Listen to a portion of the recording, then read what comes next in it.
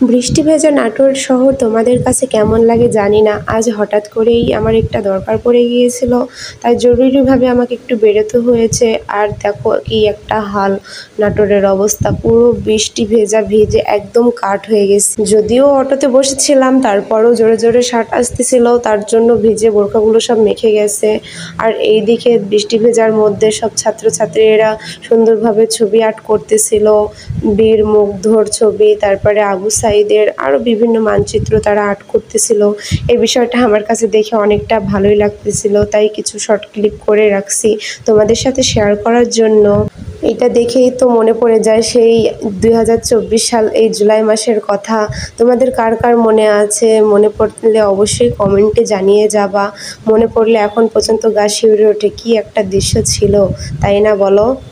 আর এই বৃষ্টি ভেজা নাটোর শহর দেখতে অনেকটাই স্নিগ্ধ লাগতেছিল আর অনেকটাই নিরিবিলি লাগতেছিল। বিষয়টা আমার কাছে যাই হোক আজকে ভালোই লাগছে। ভিজে কাঠ হয়ে গেছি, তারপরেও কোনো আফসোস নাই। যাই হোক আজকের দিনটা অনেক বেশি ভালো লাগছে। তো সবাই ভিডিওটি ভালো লাগলে শেয়ার করে দিবা।